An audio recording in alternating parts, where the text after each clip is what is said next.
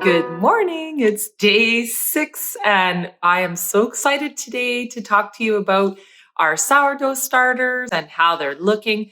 I'm going to unwrap my nest here. Okay, so just so you can see from the side here, the growth that's happened. Susie and Betty, our sorghum sourdough starter and our brown rice sourdough starter are looking great. Look at all those beautiful bubbles, the fermentation. So we had a snowstorm last night and I forgot to wrap them up with the hot water bottle. So you can just see there perfectly how I actually do need to use something to heat up the environment. Remember though, our sourdough starters do not like to get cold. So this is what will happen if it is too cold or you haven't done the exact same thing. Sometimes this will happen. It's okay. So not to fret if your sourdough starter has slowed down.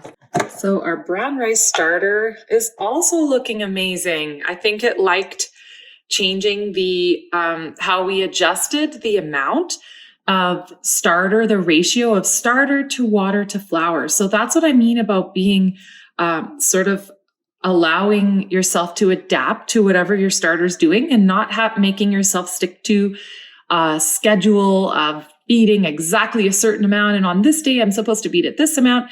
Instead, use your intuition and see, what does it look like? Trust yourself. And we're going to do this together. So trust yourself and ask questions. Let's support one another on this. So definitely Betty is back and caught up with Susie, our brown rice and our sorghum. So I'm very excited about that. And that's just the perfect consistency. It's starting to catch up with our sorghum sourdough starter. We saw from the side all the bubbles and that there was a little bit of growth. If this was still in our big, tall glass container, it would show a significant amount of growth. It's because I changed the containers and I apologize about that. I was planning on putting it back in the glass container today, but I'm going to my family's cottage and I have to bring all of this with me so I could continue this with you. The timing was kind of funny. I didn't even think of that, but I'm happy to be doing it. So I decided to leave it in this jar so that the glass jars don't break. So, and it's actually easier for you to see anyhow. It's just a little harder to see the growth at this point, but that's okay. Okay, so I'm actually very happy with the way that our brown rice starter looks. And although I absolutely do not want to have too much waste, I think because it's happy the way it is, I'm going to do one more feed of the 1-to-1-to-1 sourdough starter to flour to water. And that way we'll just keep this activity. And then we'll look at it later tonight and decide if this brown rice starter is ready to start changing that ratio to less starter, more feed.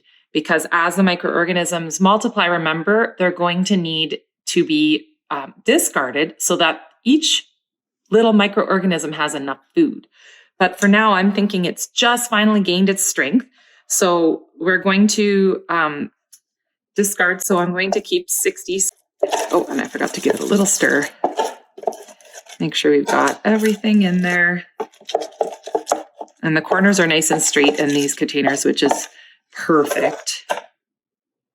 And I think this one's ready actually to discard to use as well for some baking. So I think I'm going to do that later. So then we're going to feed it. So I have about like 65 grams of starter in there. So as I'm looking at it, I'm actually thinking I'm going to keep 55 grams of starter, and then I'm going to feed it 60 grams water, 60 grams of flour. So that is going to be slowly increasing it, the ratio of feed to starter. So 60 grams of water, and now our 60 grams of flour. Okay, so that's the 1-to-1 ratio, flour to water, but a little less starter. So we're slowly giving it more food compared to the amount of starter. As we mix it, it tends to be thicker as well. And actually it's thicker this time than it usually is. So as we mix it, it tends to get thinner. So we just have to give it a mix for a few minutes, and I have a feeling we'll add a tiny bit more water this time too. Seems to actually be thickening up a bit as the starter is maturing. Because it was doing so well this morning, I don't want to overdo it, but I also, if I keep it the same, there may not be enough food. So we can just change it really slowly. So I'm going to go away and mix it for another minute or so, and then we can decide. Okay, so you can see when you mix it for 2 minutes at least, it takes a little time, but when you mix it for at least 2 minutes, you can see it is actually the right consistency. So the brown rice starter is now taking the 1-to-1, 100% hydration.